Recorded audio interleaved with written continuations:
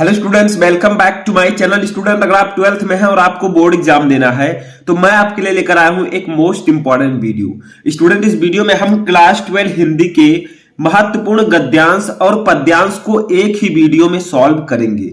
यानी कि जो आपके हिंदी के पेपर में 10 नंबर का गद्यांश पूछा जाता है और 10 नंबर का पद्यांश पूछा जाता है, इन दोनों टॉपिक को हम एक ही वीडियो में सॉल्व करने वाले हैं और उस प्रकार से सॉल्व करेंगे जिस प्रकार से आपको बोर्ड एग्जाम में लिखना है।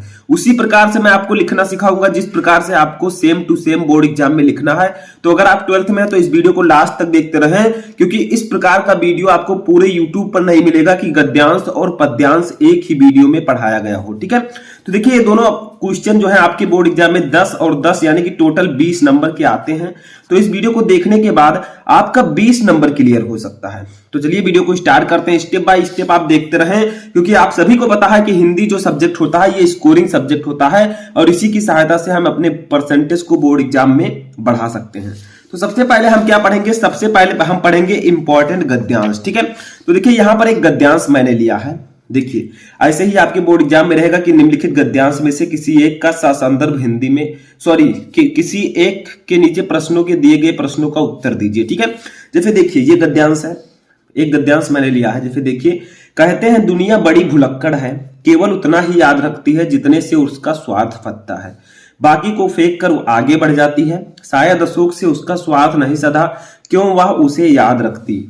ये संसार, ठीक है, ये संसार स्वार्थ का अखाड़ा ही तो है, सारा संसार। ठीक है, तो इस प्रकार से इतना बड़ा गद्यांश दिया गया। अब इसके नीचे 5 क्वेश्चन रहेंगे। देखिए नंबर 1 ये आपका, इसके लिए आपको 2 नंबर, ऐसे 5 क्वेश्चन रहेंगे। आपको एक एक क्वेश्चन के लिए 2-2 नंबर दिया जाएगा, टोटल आपको 10 नंबर दिया जाएगा। ठीक है, 10 नंबर। ठीक है, तो पहला क्वेश्चन है कि उपयुक्त गद्यांश के पाठ और लेखक का नाम लिखिए। यानी कि जो ऊपर गद्यांश दिया गया है इसके पाठ और लेखक का नाम लिखना है। तो देखिए ये किस पाठ से लिया गया है? अशोक के फूल। इसके लेखक है हजारी प्रसाद द्विवेदी। तो ये आपको लिखना है, आप लोग संदर्भ लिख दीजिए। ठीक है, संदर्भ के अंतर्गत आपका दोनों आ जाएगा। दूसरा, रेखांकित अंश की व्याख्या कीजिए। यानी कि जैसे देखिए इसके नीचे जो रेखाएं हैं, जिन वर्ड के नीचे रेखाएं हैं उतने का आपको व्याख्या करनी है। देखिए इस लाइन का और इस लाइन का और यहां तक आपको इसका व्याख्या करना है। ठीक है, अपनी भाषा में। तीसरा है, अशोक को विस्मृत करने का आधार किसे माना गया है। ठीक है, तो इसका क्वेश्चन आपको इसी में मिल जाएगा। चौथा है, लेखक ने दुनिया का किस तरह का व्यवहार बताया है। और 5वां है, स्वार्थ का अखाड़ा किसे कहा गया। ठीक है, तो हम एक एक का आंसर लिखेंगे। तो सबसे पहले हम लिखेंगे उपयुक्त गद्यांश के पाठ और लेखक का नाम। लेकिन इसको लिखने से पहले आपको लिखना होगा कहते हैं। ठीक है, फिर डॉट डॉट करके आप लिख दीजिए अखाड़ा ही तो है। ठीक है, तो हम क्या करेंगे, यहां पर लिखेंगे कहते हैं, कहते हैं, फिर ठीक है, फिर आप डॉट डॉट करके लिख दीजिए अखाड़ा ही तो है। ठीक है, अखाड़ा ही तो है। अब ये मैंने क्यों लिखा? इसको लिखने से ये होगा कि एग्जामिनर को पता चल जाएगा कि आपने कौन सा गद्यांश किया है, क्योंकि 2 गद्यांश रहेंगे, आपको एक ही करना होगा। ठीक है, तो सबसे पहला क्वेश्चन हमारा है कि पाठ और लेखक का नाम लिखिए। तो हम लोग लिख देंगे यहाँ पर संदर्भ। देखिए आपको जो मैं ये रेड का यूज कर रहा हूं, आपको रेड का यूज नहीं करना है, रेड स्केच का। आपको एग्जाम में ब्लैक का यूज करना है। ठीक है, तो हमने क्या किया, संदर्भ हेडिंग डाला, अंडरलाइन करेंगे। ठीक है, अब यहां पर हम लोग संदर्भ लिखेंगे। तो संदर्भ कैसे लिखेंगे? देखिए संदर्भ में हम लिखेंगे प्रस्तुत गद्यांश, प्रस्तुत गद्यांश। ठीक है, प्रस्तुत गद्यांश हमारी पाठ्य पुस्तक के, हमारी पाठ्य पुस्तक के गद्य भाग। ठीक है, ये किस भाग से लिया गया है? गद्य भाग। तो लिख देंगे गद्य भाग। ठीक है, में संकलित, में संकलित तथा हिंदी के संकलित तथा हिंदी के सुविख्यात निबंधकार। ठीक है, सुविख्यात निबंधकार। अब निबंधकार का नाम लिखेंगे। इस पाठ के लेखक कौन है? ये जो गद्यांश है इसके लेखक कौन है? आचार्य हजारी प्रसाद द्विवेदी। ठीक है, तो आचार्य हजारी प्रसाद द्विवेदी, ठीक है, द्वारा लिखित।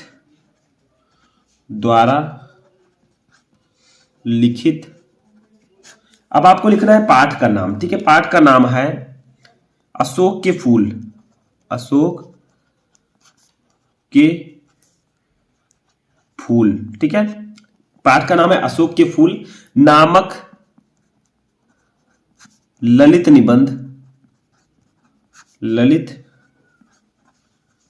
निबंध से अवतरित है, ठीक है, से अवतरित है, ठीक है। तो इतना ही आपको संदर्भ में लिखना है कि ये किस पाठ से लिया गया, इसके लेखक कौन है। तो देखिए, प्रस्तुत गद्यांश हमारी पाठ्य पुस्तक के गद्य भाग में संकलित तथा हिंदी के सुविख्यात निबंधकार आचार्य हजारी प्रसाद द्विवेदी द्वारा लिखित अशोक के फूल नामक ललित निबंध से अवतरित है, ठीक है। इस प्रकार आप लिखेंगे, आपको 2 में 2 नंबर दिया जाएगा, एक भी नंबर आपका नहीं कटेगा, ठीक है। दूसरा क्वेश्चन है कि रेखांकित अंश की व्याख्या कीजिए। देखिए, रेखांकित अंश की व्याख्या कीजिए, यानी कि आपको इतने का व्याख्या करना है। कहते हैं दुनिया बड़ी भुलक्कर है, केवल उतना ही याद रखती है जितने से उसका स्वाद फतता है, बाकी को फेंक कर आगे बढ़ जाती है, ठीक है।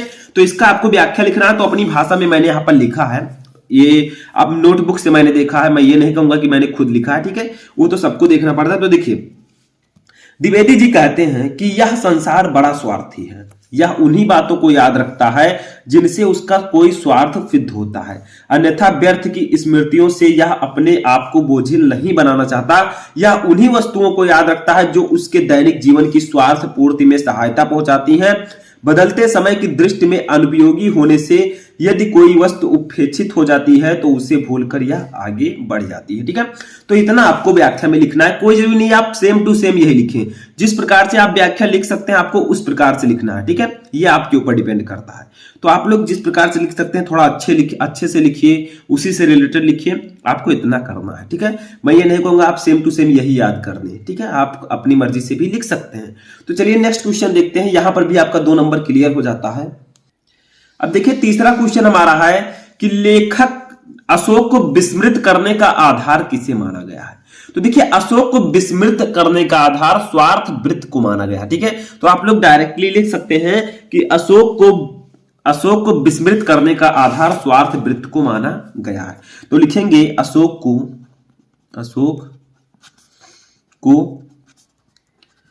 विस्मृत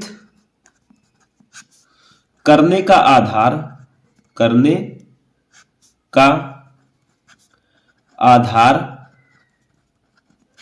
वृत्त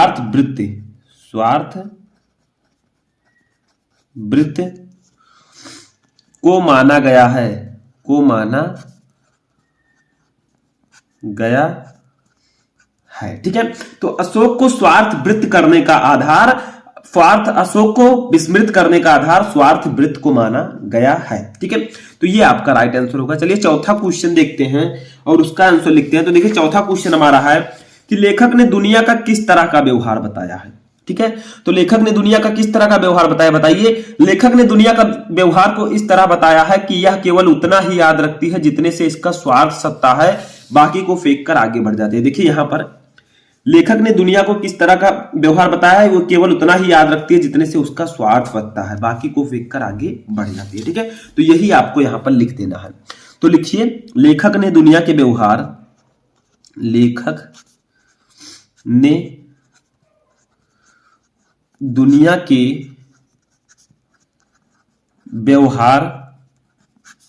को इस तरह बताया है कि यह केवल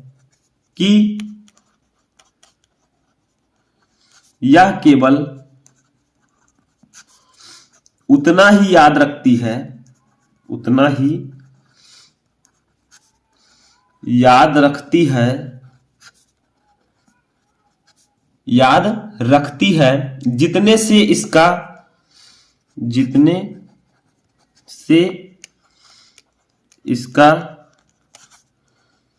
स्वार्थ सधता है, ठीक है। बाकी को फेंक कर आगे बढ़ जाती है, बाकी को फेंक कर आगे बढ़ जाती है। देखिए आप थोड़ा और अच्छा लिखें तो आपके लिए ज्यादा अच्छा रहेगा जितने राइटिंग से आप लोग लिखेंगे, ठीक है। कोई नहीं, जरूरी नहीं कि मेरी तरह स्पीड में लिखें, ठीक है। आपकी राइटिंग और भी अच्छी हो, जितना आपके पास समय उसके अकॉर्डिंग आप लिखें। बस ये आपका आंसर हो गया। अब हम अपना 5वां आंसर देते हैं। देखिए हमारा 8 नंबर पक्का हो चुका है। एक क्वेश्चन और है हमारा कि स्वार्थ का अखाड़ा किसे कहा गया है, ठीक है। तो स्वार्थ का अखाड़ा किसे कहा गया है? सारे संसार को स्वार्थ का अखाड़ा कहा गया है। तो हम यहां पर लिखेंगे सारे संसार को स्वार्थ का अखाड़ा कहा गया है, ठीक है, कहा गया है। यानी कि पूरे संसार को स्वार्थ का अखाड़ा कहा गया है कि ये संसार बड़ा स्वार्थी है, सिर्फ उतना ही याद रखती है जितने से इसका स्वार्थ पता है, बाकी को फेंक कर ये आगे बढ़ जाती है, ठीक है। तो यहां पर हमने गद्यांश पूरा सॉल्व कर लिया। हमने 5 क्वेश्चन का आंसर दे दिया। एक क्वेश्चन के लिए 2 नंबर, हमने 10 नंबर क्लियर कर लिया, ठीक है। तो गद्यांश तो हमने क्लियर कर लिया। बारी आती है हमारे पद्यांश की, ठीक है। तो एक पद्यांश मैंने लिया है जो कि मोस्ट इंपॉर्टेंट है आपके बोर्ड एग्जाम के लिए। चलिए उसको भी सॉल्व कर लेते हैं। तो ये समझ में आ गया। तो देखिए पद्यांश क्या है, यहां पर एक पद्यांश मैंने लिया है, उसी तरह आपको इसमें भी सॉल्व करना है। इसके नीचे भी 5 क्वेश्चन देखे रहेंगे, आपको 5 का आंसर यहां पर देना है, ठीक है। तो चलिए देखते हैं। है हमारा पद्यांश कि कौन तुम संस्कृत जलनिधि तीर तरंगों से फेंकी मणि एक, कर रहे निर्जन का चुपचाप प्रभा की धारा से अभिषेक, मधुर विश्रांत और एकांत जगत का सुलझा हुआ रहस्य, एक करुणामय सुंदर मौन और चंचल मन का आलस्य, ठीक है। तो इसका आपको क्या करना है? सबसे पहला क्वेश्चन है उपयुक्त पद्यांश के शीर्षक और कवि का नाम लिखिए। दूसरा है रेखांकित अंश की व्याख्या कीजिए, जितनी 2 लाइनों का व्याख्या आपको करनी है, ठीक है। तीसरा है उक्त पंक्तियों में किसका परिचय, कौन किसका परिचय पूछ रहा है। चौथा है कौन अपनी कांति से वीरानों को शोभायमान कर रहा है।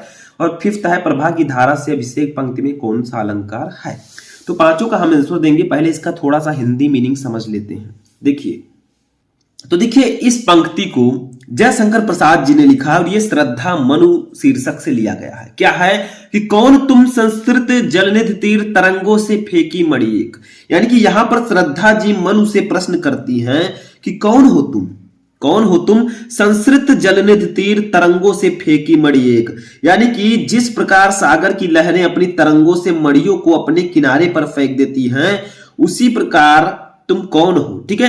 कर रहे निर्जन का चुपचाप प्रभा की धारा से अभिषेक, तो आप कौन हैं जो मणियों को अपने किनारे पर फेंक देती हैं, उसी प्रकार संसार रूपी सागर की लहरों द्वारा इस निर्जन स्थान में फेंके हुए तुम कौन हो।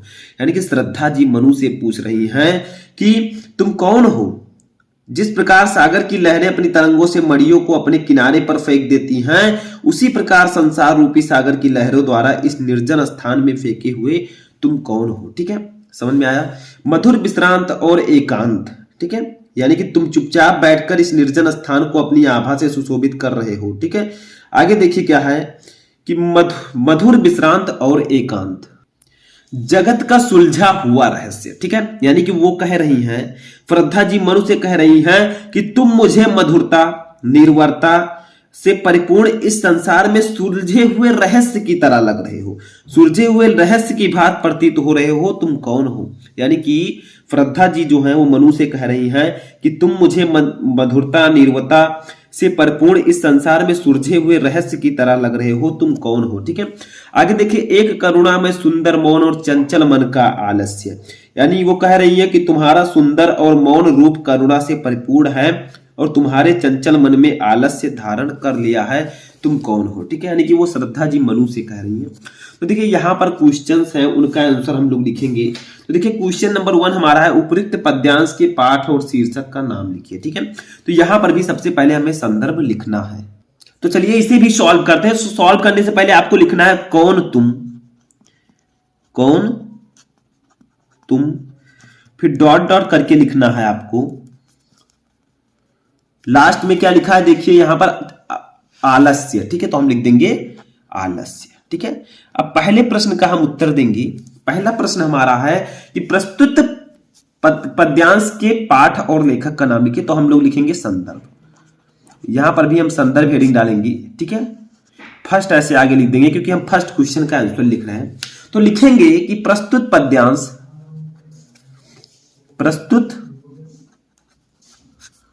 पद्यांश श्री जयशंकर प्रसाद, श्री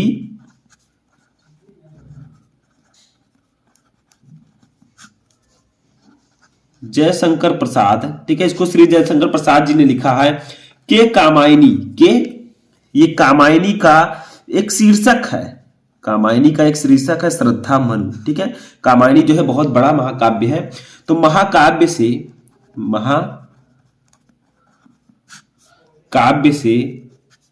हमारी पाठ्य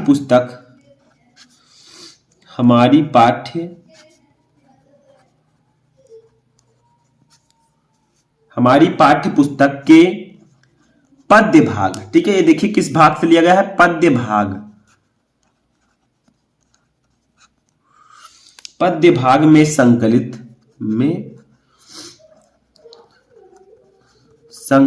अब आपको लिखना है शीर्षक का नाम। तो इस पाठ का नाम है श्रद्धा मनु, ठीक है। तो हम लिखेंगे श्रद्धा मनु। शीर्षक कविता से अवतरित है, ठीक है। तो प्रस्तुत पद्यांश श्री जयशंकर प्रसाद के कामायनी महाकाव्य से हमारी पाठ्य पुस्तक के पद्य भाग में संकलित श्रद्धा मनु शीर्षक कविता से अवतरित है, ठीक है। तो पहला क्वेश्चन का आंसर हमारा हो गया। दूसरा क्वेश्चन है कि रेखांकित अंश की व्याख्या कीजिए, यानी कि जिन लाइनों के नीचे रेखाएं हैं, कौन तुम संस्कृत जलन तीर तरंगों से फेंकी मणि एक, इसका आपको व्याख्या करना है। तो देखिए व्याख्या तो मैंने यहां पर लिख रखा है। देखिए प्रस्तुत पद्यांश में श्रद्धा मनु से उनका परिचय पूछ रही हैं कि संसार रूपी सागर के तट पर तरंगों यानी कि लहरों द्वारा फेंकी गई किसी मणि के सदृश तुम कौन हो। तुम किसी मणि के सदृश दिख रहे हो जो चुपचाप बैठी अपनी शोभा की किरणों से इस निर्जन प्रदेश को स्नान करा रहे हो। अर्थात जिस प्रकार लहरों समुद्र के तल से किसी मणि को उठाकर तट पर पटक देती हैं, उसी प्रकार सांसारिक आघातों से ठुकराए हुए हे भव्य पुरुष तुम कौन हो, ठीक है। यानी कि श्रद्धा जी मनु से पूछ रही है कि तुम कौन हो। यही आपको रेखांकित अंश की व्याख्या में लिखना है। ऐसे लिखेंगे तो आपको 2 नंबर मिल जाएगा। अब तीसरे क्वेश्चन का आंसर हम लोग देखते हैं। तो देखिए हमारा तीसरा क्वेश्चन क्या है उसको भी देख लेते हैं। तो तीसरा क्वेश्चन हमारा है कि उक्त पंक्तियों में कौन किसका परिचय पूछ रहा है। तो ये सिंपल सा आंसर है, बताइए। उक्त पंक्तियों में श्रद्धा मनु का परिचय पूछ रही है। तो लिखिए सिंपल सा आंसर है उक्त पंक्तियों, उक्त का मतलब उपरोक्त पंक्तियों में, ठीक है। तो उक्त पंक्तियों में श्रद्धा मनु का परिचय पूछ रही हैं, ठीक है, पूछ रही हैं। तो उक्त पंक्तियों में श्रद्धा मनु का परिचय पूछ रही है। चौथा देखिए, कौन अपनी कांति से वीरानों को स्वाभायमान कर रहा है। तो मैंने बताया भी कि मनु जो है वो भव्य पुरुष की भांति अपनी कांति से वीराने को स्वाभायमान कर रहे हैं। तो हम यहां पर तीसरे का आंसर लिखेंगे। देखिए बहुत ही सिंपल है, श्रद्धा जी मनु से पूछ रही हैं तो मनु जो होगा वही होगा, ठीक है। तो मनु भव्य पुरुष की भांति की तरह, ठीक है, की भांति अपनी कांति से वीराने को शोभायमान कर रही हैं, शोभायमान कर रहे हैं, ठीक है, कर रहे हैं, ठीक है। बस हमारा इसका भी आंसर होगा। यहां पर हमारा चौथा क्वेश्चन भी हमने सॉल्व कर लिया, यानी कि 2 नंबर इसका भी क्लियर, 8 नंबर हम कर चुके हैं। लास्ट क्वेश्चन है कि प्रभा की धारा से अभिषेक पंक्ति में कौन सा अलंकार है। तो इसमें है रूपक अलंकार, प्रभा की धारा में अभिषेक, ठीक है। तो ये कौन सा अलंकार है, ये है रूपक अलंकार। तो सिर्फ हम यहां पर लिख देंगे रूपक अलंकार, रूपक अलंकार, ठीक है। बस हमारा ये भी एक क्वेश्चन का आंसर हो चुका है, ठीक है। तो यहां पर आपको एक एक क्वेश्चन के 2-2 नंबर मिलेंगे, ठीक है। आपको इसके लिए भी 10 नंबर मिलेंगे। अब यहां पर मैंने आपको पद्यांश भी सॉल्व करना सिखा दिया। आई होप कि आपको ये दोनों गद्यांश और पद्यांश सॉल्व करना अच्छे से समझ में आ चुका होगा। कैसा लगा आपको ये वीडियो कमेंट बॉक्स में बताएं। हम मिलेंगे नेक्स्ट वीडियो में नेक्स्ट टॉपिक के साथ। तब तक आप लोग अपनी तैयारी करते रहें।